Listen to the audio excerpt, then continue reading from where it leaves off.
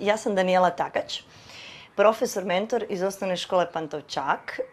Predajem fiziku, tehničku kulturu i astronomiju u školi, 7. i 8. razredima i 5. do 8. astronomiju i tehničku kulturu. U zadnje vrijeme smo nabavili pametnu ploču, tako da pokušavamo raditi simulacije nekih pokusa iz fizike koje inače ne možemo izvesti u učionici. Povezujemo se videokonferencijama sa zemljama partnerima koje imamo u nekim projektima.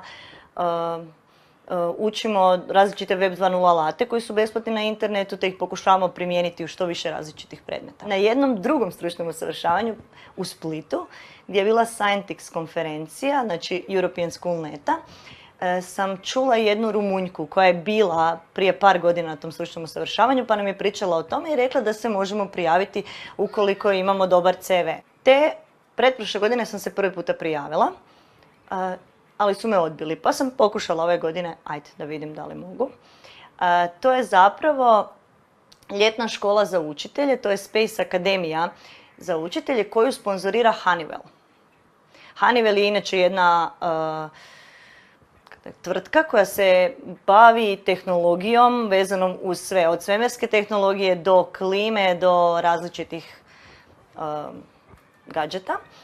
I ona u pravilu plaća STEM učiteljima usavršavanje u Americi, u NASA-inom kampu Space Academy for Educators, kako bi prenijeli tu ljepotu i radost istraživanja svemira u učionicu svojim učenicima, te tako ih potakli da uče STEM predmete, tehnologiju i jednog dana budu vrhunski stručnjaci u svom području, a time bi naravno i Honeywell jednog dana imao koristi i imao vrlo dobre radnike.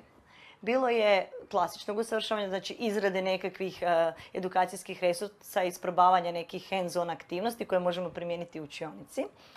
Bilo je vrlo zanimljivih fizikalnih usavršavanja ili fizičkih napora koje smo radili, na primjer simulacija pada helikoptera u vodu iz koje se morate izvući, pa podizanje pomoću mrežice koje inače izvlače astronaute kada padnu u more, onda isprobavanje pada padobranom, isprobavanje šetnje u svemiru, u bazenu, znači kako bi priprema za trening za astronaute. Također isprobali smo 4G, koji je strašan, strašan, nikada više. Imate dojam kao da vam slon sjedi na prsima i ne možete disati. Isprobali smo 0G, je da je trajalo samo 2 sekunde, ali to je bilo vrlo zanimljivo. I također smo imali šansu isprobati svemirsku tehnologiju, pod navodnike, zato što oni organiziraju trening misija astronauta. Pa su nam dopustili, dobili smo misiju i morali smo kao i pravi astronauti. I znači imate 3 podijeljene. Imate astronaute koji su recimo na ISS-u, imate Space Shuttle koji ih ide pokupiti kao cargo payload i imate Mission Control koji dolje to sve nadziru. I od našeg tima kojih je bilo 14, svako je dobio određeni posao i morao ga obaviti poput pravog astronauta, zajedno sa priručnikom i svim. Tako da smo vidjeli da stvarno tu ima jako puno tehnologije, gumbića i svega.